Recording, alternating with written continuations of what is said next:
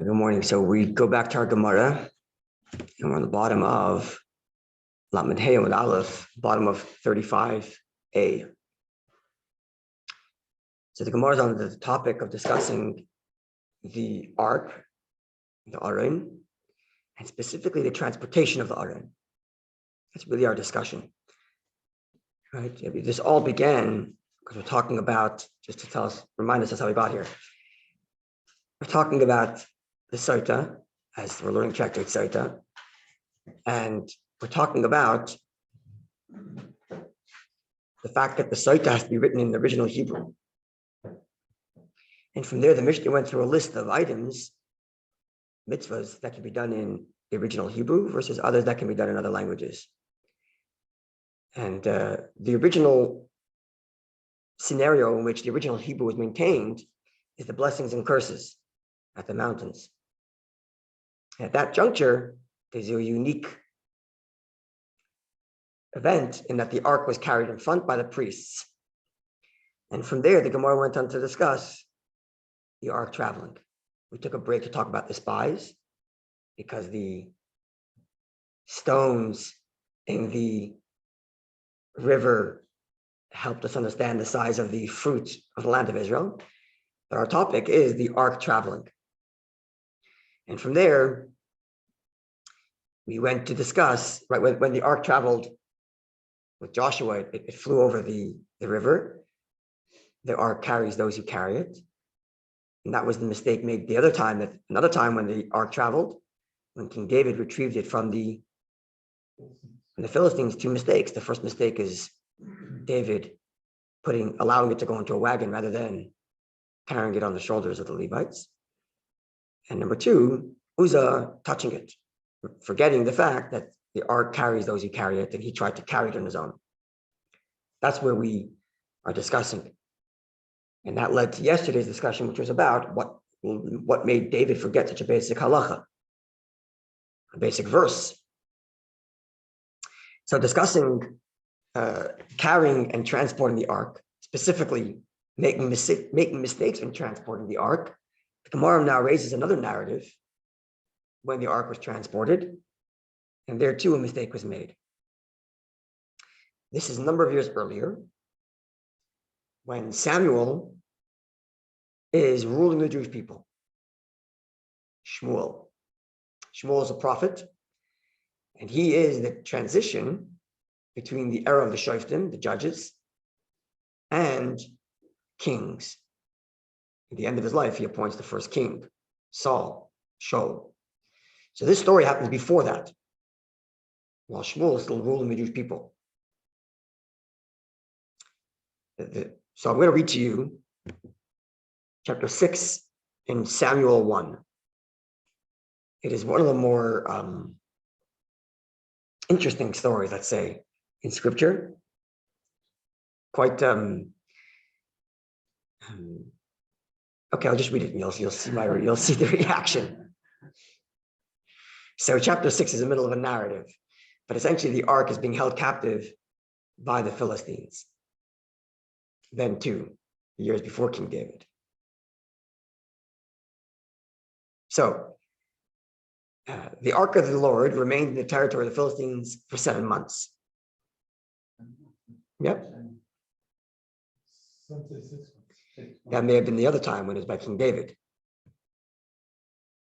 Here we're talking about earlier. What you were referring to is when King David retrieved it. Here they're talking about when Samuel retrieves it before King Saul. Okay, so the ark of the Lord remained in the territory of the Philistines 6 months. 7 months, I'm sorry. Then the Philistines summoned the priests and the diviners and asked, "What shall we do about the ark of the Lord? Tell us with what we shall send it off to its place." The reason they're doing this is because when they took the ark captive, they were punished, and they were punished with 2 things: mice ravaging their land and hemorrhoids. What was the first one? Mice ravaging the land Oh. and hemorrhoids. This is what they were punished with. Fascinating story. You can check it out at the beginning of the book of Samuel. I remember this somewhere. Yeah, not our first time discussing the story. No. So they're assuming that the events of their suffering is related to the fact that they have the ark. This is what they're assuming. So they go to their priests, their diviners, to ask, what do we do? So they answered, if you are going to send the ark of God of Israel away, do not send it away without anything. You must also pay, and the way they translate it here is indemnity. Indemnity. You get to pronounce it? In the Hebrew, it's asham, a guilt offering. You got to give an offering that indicates you acknowledge your guilt. So don't send it off without anything. And the diviners continue, then you will be healed. And he will make himself known to you. God, capital H, will make himself known to you. Otherwise, continues the verse, his hand will not turn away from you if you don't provide an offering. Okay, so they offered, what is the indemnity? What is the asham, the offering that we shall pay him? They answered, 5 golden hemorrhoids and 5 golden mice. Take gold and shape it as a hemorrhoid, 5 of them and 5 mice. That's why I was trying to find the word to describe the reaction the story might elicit. But this is the story. Continues the verse. The diviners are telling the kings there, to the leaders. So you're doing 5 hemorrhoids, 5 golden mice, corresponding to the number of lords of the Philistines. For the same plague struck all of you and your lords. So 5 corresponding to all of you. They continue.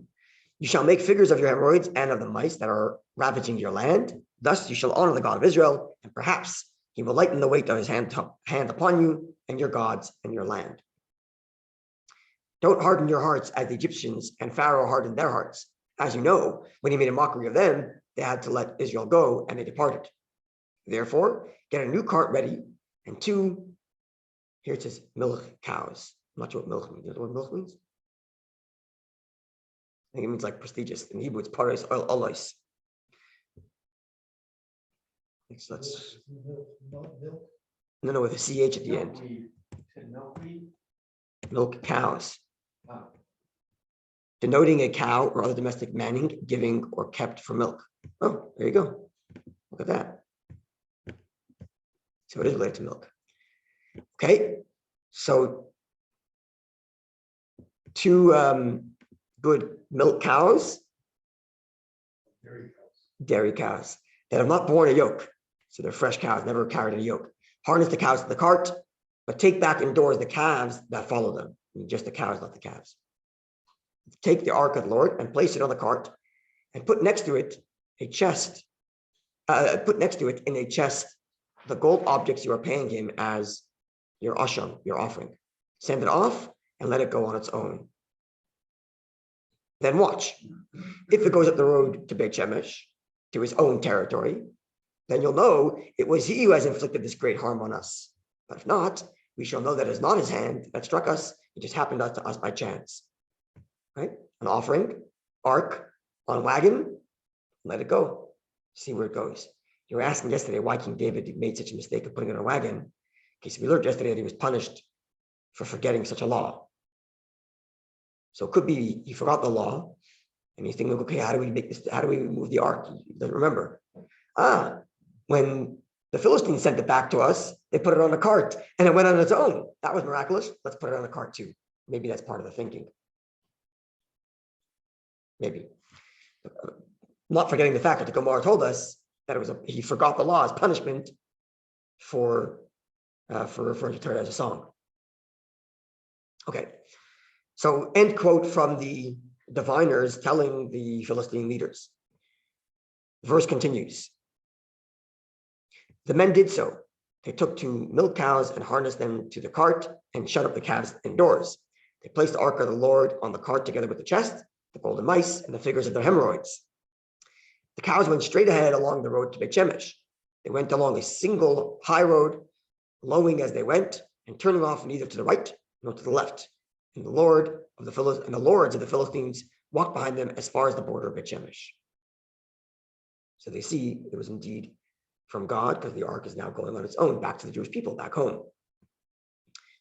The people of Beit Shemesh were reaping their wheat harvest in the valley. They looked up and saw the ark, and they rejoiced when they saw it. Look, it came back to us. The cart came into the field of Yeshua of Beit Shemesh, and it stopped there. They split up the wood of the cart and presented the cows as a burnt offering to God, to the Lord. A large stone was there. A large stone meaning a bama, like a temporary offering. So they took the cows that came, these perfect new cows, took the wood from the cart, and used the wood to burn the cows as offering, as fuel for the fire to burn things. And the Levites, Like a whole kit. yeah, like the cave, yeah. They had the offering kit. That's right. Now the Levites, right? They correctly get the Levites, not a random guy. The Levites took down the ark of the Lord and the chest beside it, containing the gold objects, and placed them on the large stone.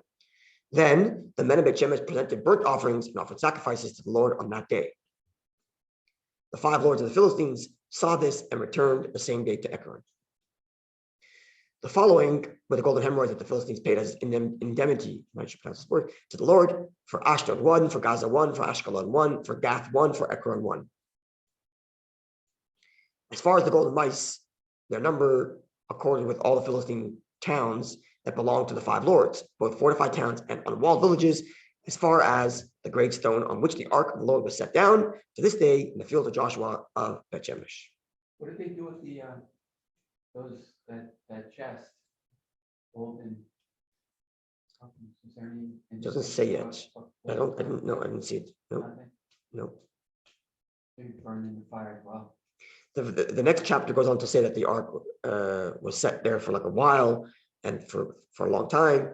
The people started to follow God. Samuel gives a speech about getting rid of your idol worships, and then the people come to Samuel because he's old and complaining, we want a king. That's how the narrative continues. Doesn't make mention here of what happens to the gold. What I can't figure out is when the Philistines grab that ark, if you would grab something like that, wouldn't you want to open it the first thing? As soon as you get it, you want to open it. See what Maybe they did. You have to go back into the scripture. This is Samuel chapter Samuel 1, chapter 6. Go to chapter 5 and 4. You'll find the answer. Okay, here's the main verse. Sorry. It should have killed them. Okay, that's a good point. The Gemara is going to comment on that. So here's the main verse the Gemara is going to comment on. Verse 19 reads in chapter 6 here of Samuel 1. The Lord struck at the men of Beit Shemesh. God struck them. God punished them. Again, they're being punished there. Why?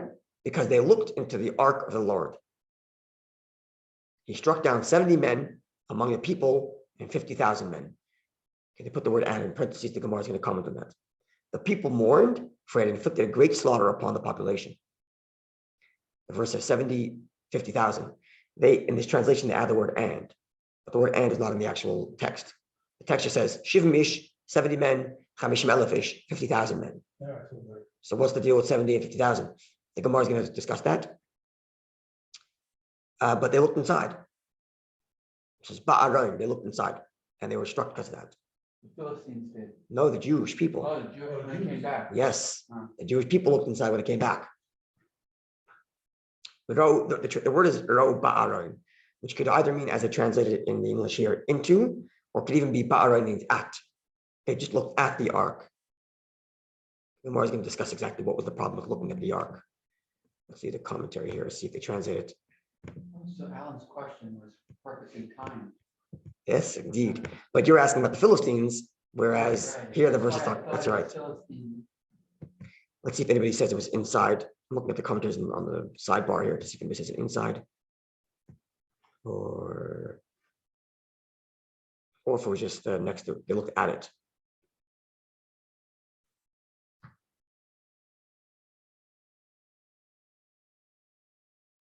Yeah, it doesn't necessarily mean they looked inside. You know, the translator here says in.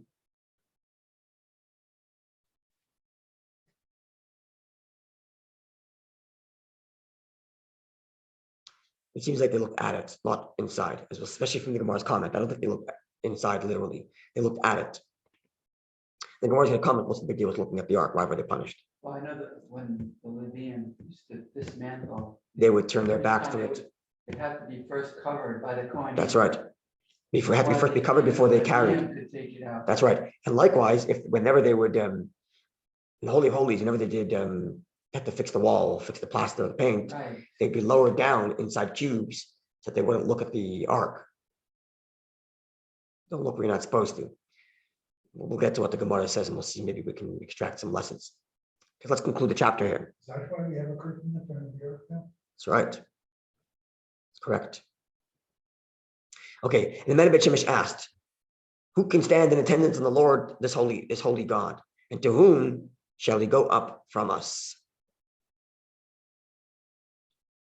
They sent messengers to the inhabitants of Kiryat. In other words, the people in Bet Shemesh didn't want to keep the ark. It just killed a bunch of people. They felt like they weren't worthy. They messed up. We have to send the ark somewhere else. They sent messengers to the inhabitants of Kiryas Yereim to say, the Philistines have sent back the ark of the Lord. Come down and take it into your keeping. And then chapter 7 goes to say that the people of Kiryat Yereim in the house of Aminadav took care of it, and God was happy, and so on. That's the end of the narrative. To the purposes of our discussion. Quite a story. Now let's see the Gemara's comment. It's a good story, but if I stole something from you, okay, a very precious thing in a box, okay, if I would give it back to you, you would open the box and see if everything is there, wouldn't you?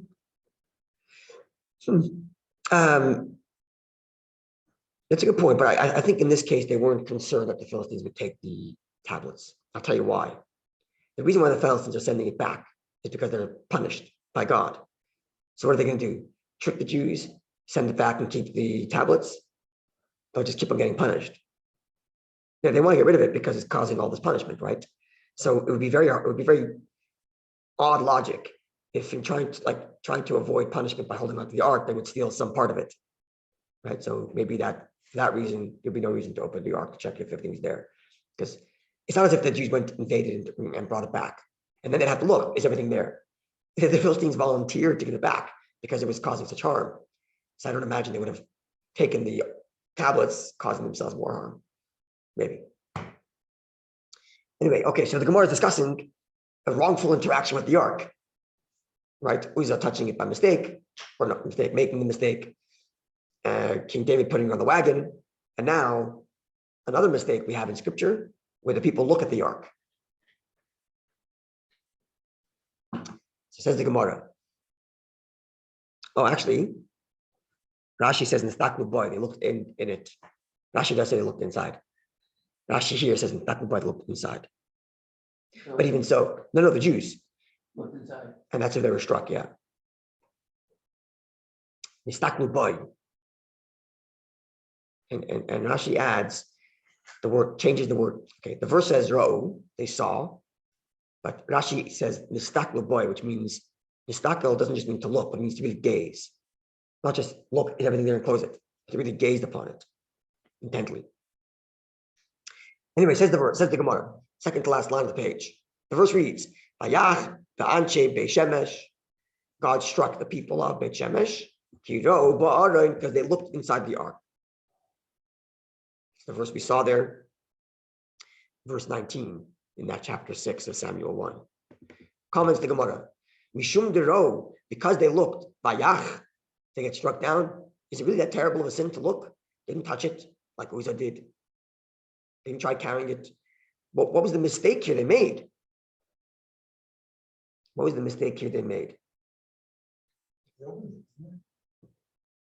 Presumably. Oh, it's had to have touched it. So they had to touch it. Yeah, interesting. So maybe then to your logic, maybe they were opening it, maybe they were justified in opening it to make sure everything's there, but they gazed, and that's enough to get punished because they gazed a little extra. Maybe these are good valid points, and I'm gonna leave it open because that's very good. Let me just see. Maybe the Malbim here addresses this. I'm looking on the commentaries on the side of Sefaria. Isn't there an argument between the two rabbis about the interpretation of why they were punished? You're reading ahead. You're cheating. Yeah, I wasn't sure if that was. Well, I'm reading the Gemara's question. Okay, yeah, no, I wasn't sure. You're cheating. Close that book. Sorry. No, you can't cheat. Like I thought it was already closed. Okay. Yeah. I usually don't do that.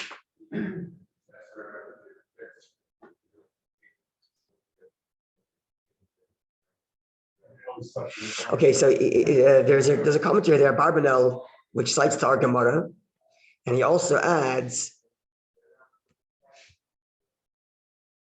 that the problem was the opening. In other words, the verse itself was not clear that they opened it or not.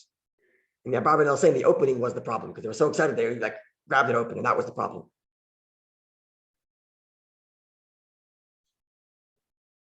Just touched it. Right. Yeah. So it says the verse is not clear itself if they looked inside and looked at it.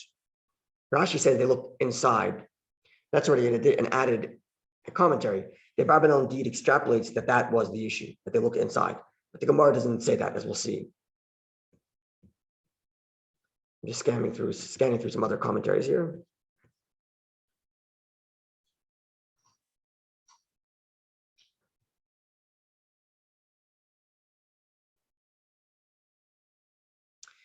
Right.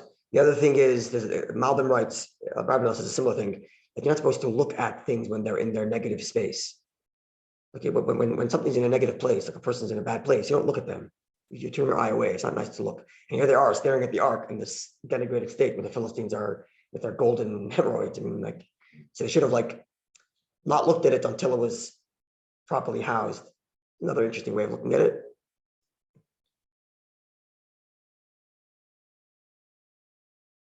Radak starts to argue Gemara.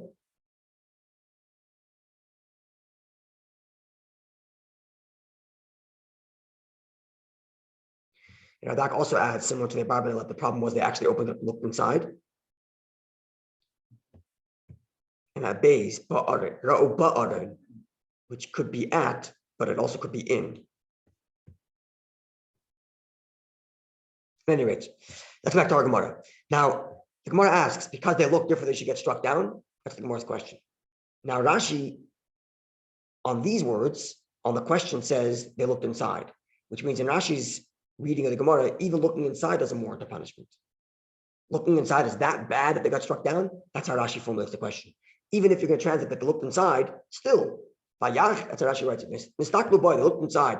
Vayach, and they get hit, bit me a question mark. So which means Rashi is almost learning that even looking inside, the Gemara is asking, even if they did look inside, if they get killed, maybe in Alan's point, the justifiable looking inside is we want to make sure the contents are all there. Maybe, because Rashi incorporates the looking inside as part of the question, not as the answer to why they were struck. The commentators read earlier were using that as an answer. Why were they struck down? Because they looked inside. Rashi makes it part of the question. For looking inside, they're struck down. It's not so bad to look inside. That's what Rashi frames the question, and that's why I'm borrowing your reading, Alan. But anyway, there's still open-ended ideas. Right, so it could be, so remember that Uzzah touching it died was because he made the mistake. It was the intention. It wasn't just that he touched it. It was that he grabbed it thinking that he would carry it, forgetting that it carries you. Here, it doesn't say they made any such mistake. Right? Maybe they, in fact, the verse as we read says that the Levites raised it from the thing and put it down onto the stone. The Levites aren't struck for that, which means the Levites who came forward to carry it from the wagon to the stone had the proper intention that it should carry them. Right? So maybe the people who went to look at it didn't have that intention either. The problem is the looking. Right? So what's wrong with the looking? Rashi seems to be saying that looking inside wasn't the problem. And maybe to your point, they're looking inside because they want to make sure the contents are still there. Maybe. Even though, as we read some other commentaries, the looking inside was the problem. So these are open-ended. Yeah. I know that the Kohen Gadol, even Kohen Gadol on Yom Kippur couldn't go inside the Holy of Holies until it was filled with smoke, right? He stayed in there until it was filled with smoke.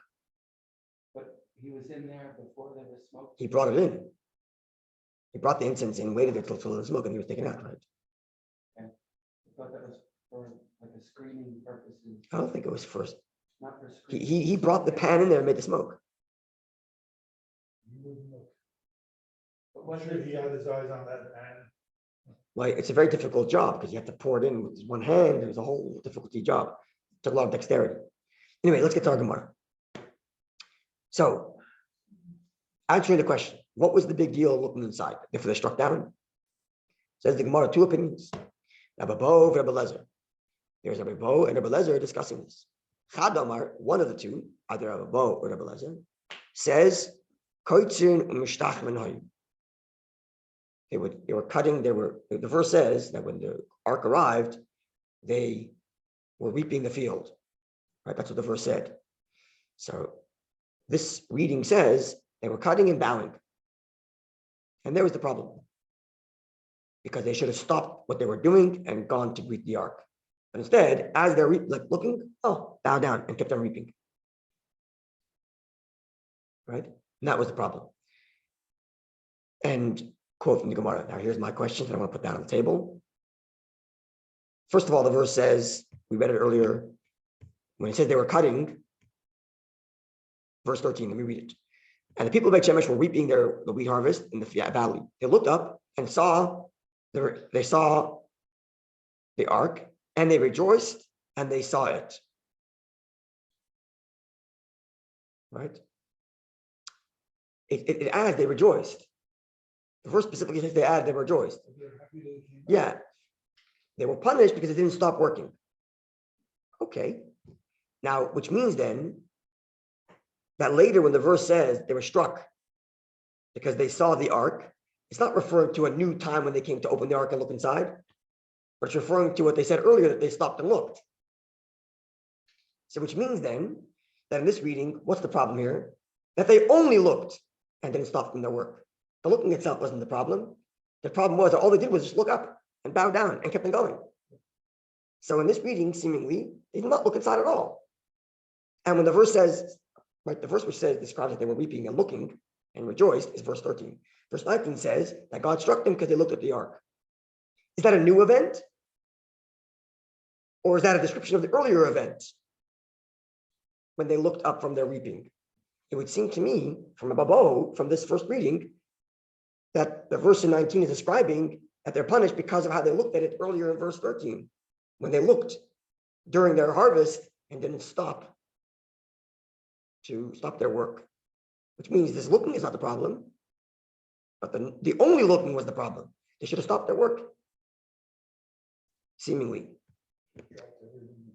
That's right. So then the problem here is not the look. In other words, when the verse says that God struck them because they look, you should add the word only. God struck them because they only looked and didn't stop their work. Something like that, which means the verse is not describing that they looked inside, presumably.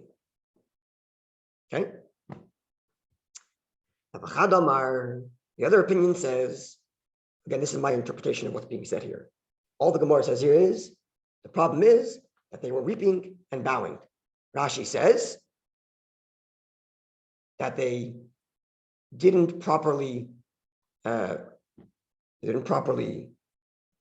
it by stopping their work, which they should have. And then Rashi says, when it says they looked, it's a terminology of negativity. Right? I'm reading that to mean the negativity is that they only looked, as opposed to stopping from their work and accompanying it. But it wasn't important enough for them to stop working. That's right. They looked up, were happy, and bowed down, and then kept on reaping. Nice. And even though they rejoiced, the verse says they rejoiced, and Rabbi always says they actually bowed, but went back to their work. They were afraid to stare at it. So maybe not stare, but stand at attention. Like actually, the law is, for example, when the Sefer Torah is going back to the ark, you're supposed to stand, face it, and look at it. The touching and kissing is nice. You don't have to, but you're supposed to stop and face it. I think this interpretation is meant for the Jewish people rather than for the other nations. We're talking about the Jewish people here. The people who are struck were the Jewish people, not the Philistines. Alan's asking why the Philistines didn't look inside. That's not the discussion here. We're talking about the Jewish people who were struck down because they looked. What was the problem with looking? Answer, because they didn't properly stop to pay respect. And the looking, says Rashi, is a term of negativity, not a term of positivity, term of disrespect. And I'm suggesting that the reason is that they only looked, as opposed to standing at attention and waiting for it to come all the way and stopping their work. So in this understanding, then, if I'm correct in my reading, they didn't look inside at all. And then when the verse says that they were struck because they looked, it's referring to the looking of verse 13, a little earlier. That You see, looking is not to be taken so literally. Yeah. I mean, looking like just you didn't give it proper attention. That's right. They just kind of glanced at it and said, okay, nice. Glance. Glance, yay, and bow down and kept going back to their work. That's right. They didn't gaze. Well, not necessarily should they have gazed. That's also not necessarily. Yeah, we're going to see that. We're discussing it. That might have itself been disrespectful. But the main thing is, they didn't stop their work. They kept going about with their business. The gaze is like a purposeful, like long, heartful look. And you're not supposed to do that in places that you're not supposed to. But he said about the Ark of the Torah. Okay, so then you're supposed to. But who said they're supposed to here? Right. Especially with the Philistines and the hemorrhoids and all the other stuff we're talking about. Okay, I don't know. I'm just putting it out there. It's all open-ended. Like they didn't give it its due attention. That's right. But mainly because they didn't stop working. Again, remember that. That's the key here. That's the words the Gemara uses. Working. That's right. Well, that's the words Rashi uses. They didn't stop their work. All it did was they were harvesting, bowed down, and that's it. Which happens a lot between avoida and secular work. It's that clash. How much do I devote to my And that's work versus I think Torah? that's the lesson here. Yeah. When you were engaged in a holy activity, cut everything else out. Don't bow down, pay homage, and run back to your work. Or cut some. You got to go cut them time out. Exactly. Don't pay homage, bow down. Okay, good. I did my duties. Back to my work. Don't do that. Stop. Give it its proper attention, and when you're done, you'll go back to your work. That's seemingly what the lesson being derived from here. Okay. Second opinion as to why they were punished for quote looking. But that was just common sense. It's not breaking the law Good. So that's how they're punished for common sense. for lacking common sense. Or a lot. Yeah. For lack of proper common sense respect. Yeah. They didn't break the law. Yeah. Okay, next opinion. The other opinion says, last few words on the bottom of Lamed Hey Amud Aleph, 35a. The other opinion says that when they looked, Mili Nami Omer, they also said words. When they were looking at it, they were looking at it harshly, critically. And they made the following claim to the ark. Man amricha lahad amris, uman asin alach da aphysis, epaisis, which means, as Rashi explains, who got you angry to begin with that you left us into captivity, and who all of a sudden appeased you that you're coming back here? End quote from the Gemara. This is the claim they're making to the ark. End quote. And that's why they were struck down. For making that kind of claim. It's not the ark's fault. The ark went on its own, but the ark was allowed itself to be taken captive. And then the ark was punishing the Philistines, and the ark came back. So they're asking, who angered you to begin with? And who now appeased you to bring you back? End quote. So what does this mean here? What do they mean? What do they mean? So let's look at the text, right, of this scripture. So we already learned the story of their appeasement. Who appeased the ark to send it back? The captors. The Philistines. Right, the Philistines are the one that did that.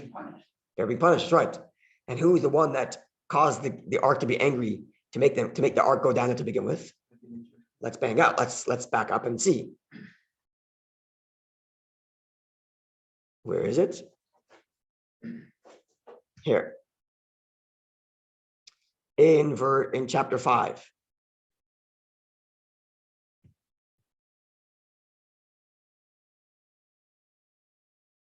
The Philistines captured the ark. 1 second, where is it? Back up, note, verse.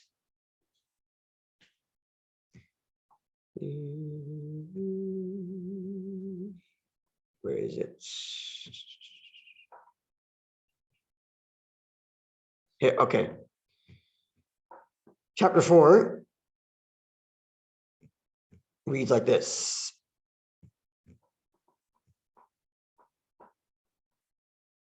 And Samuel's words went forth to all of Israel. Israel marched out to engage the Philistines in battle. They encamped near Ibn Ezer, while the Philistines encamped at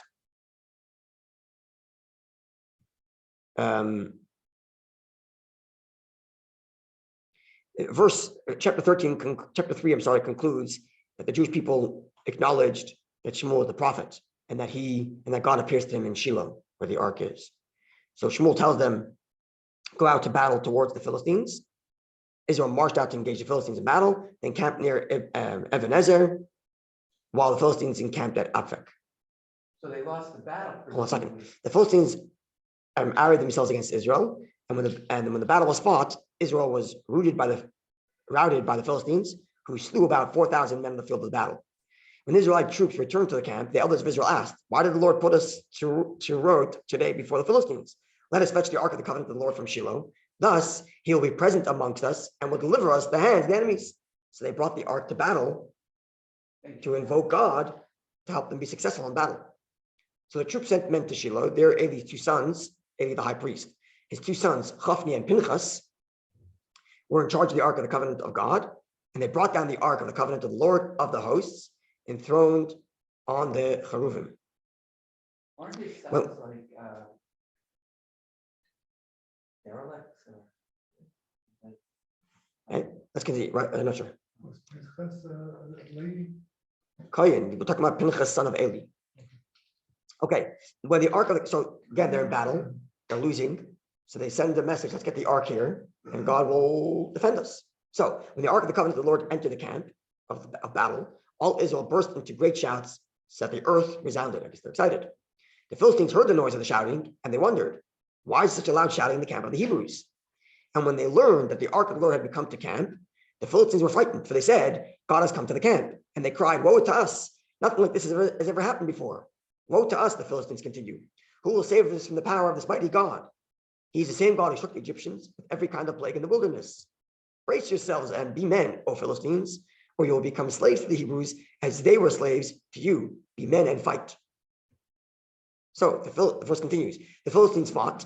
Israel was routed, and they fled all their homes. The defeat was very great. 30,000 foot soldiers of Israel fell there. The ark of God was captured, and Eli's two sons, Hophni and Pinchas, were slain. They were going in, right? Yes, sons of Eli.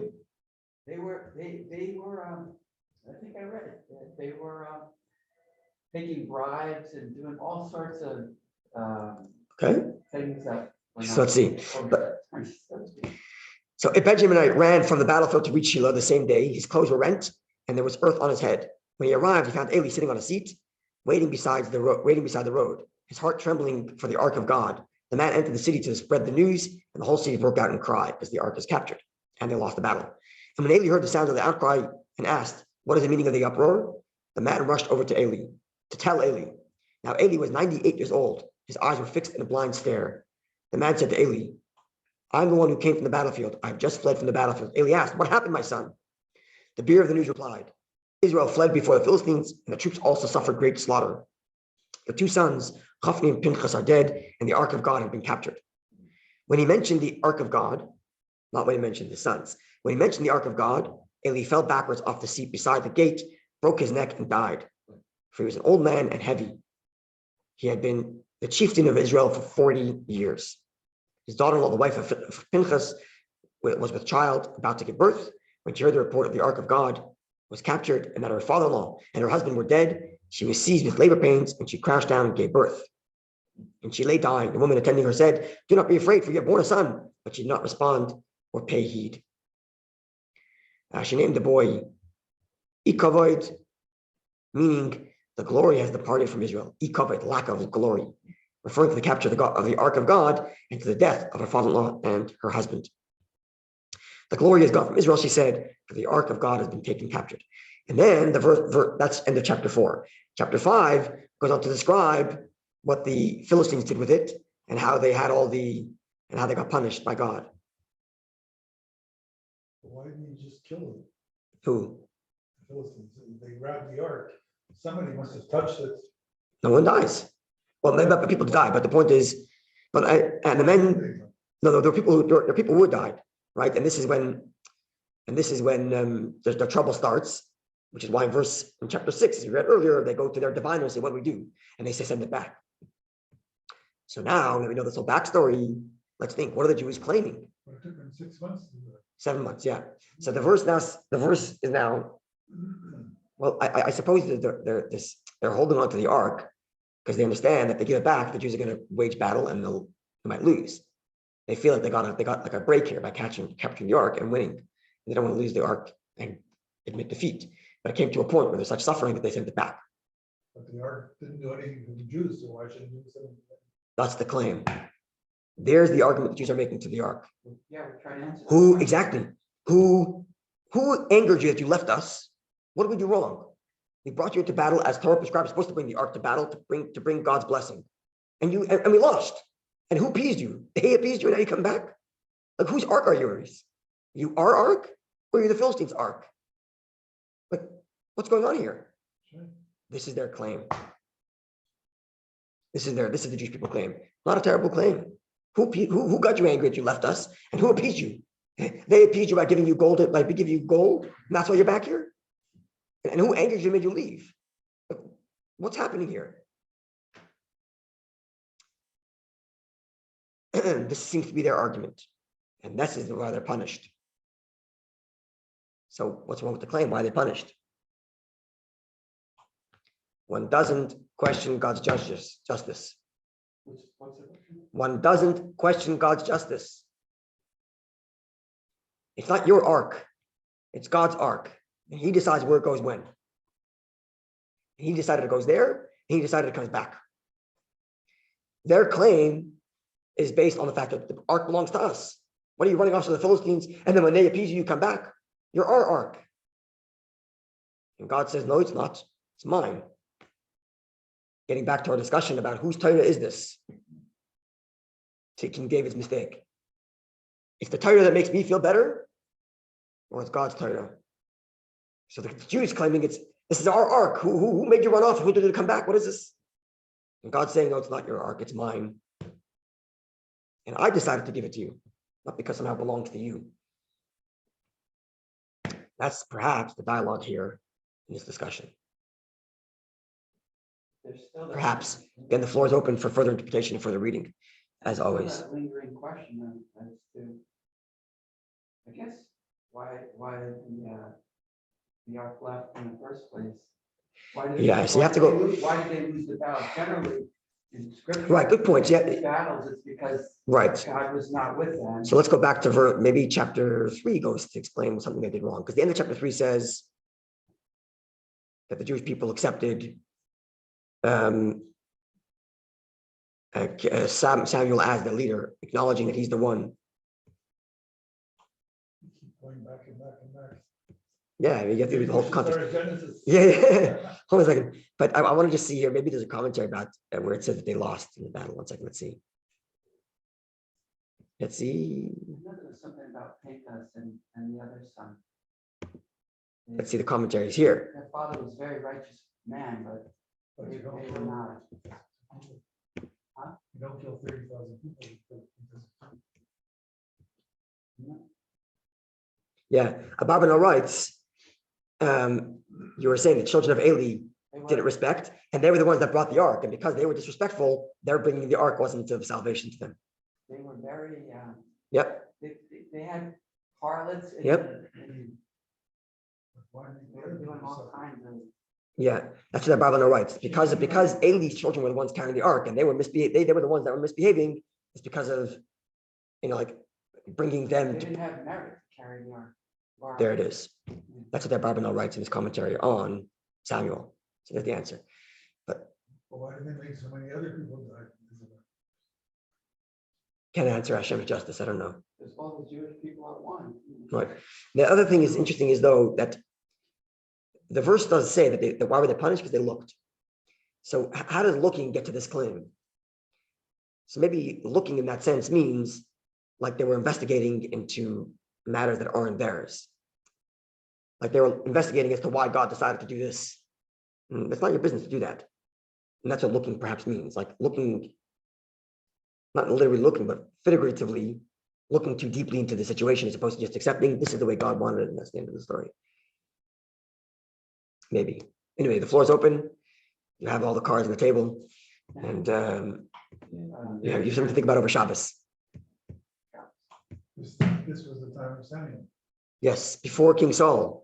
But Samuel was a prophet. Yes. So why couldn't he ask God? Hold on a second. Why didn't he ask God? Doesn't say that they consulted with him. Look, the ark going out to battle is not uncommon. right? Especially actually since Samuel told them to go to battle. Yeah. They were going to battle on God's command, Yeah. right? So maybe the mistake was Eli's sons bringing the ark Yeah, well, and bringing and treating them as leaders when really they were not to be treated as leaders. They didn't know. Yeah. What's very interesting, I found striking is that when it said that Eli died, the verse says, when he heard about the ark of the Lord, that's when he fell over. When he heard about his sons dying, no reaction.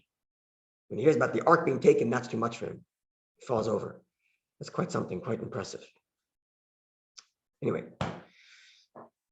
lot to be learned. Okay, have a wonderful day and a good night, Shabbos. I like it.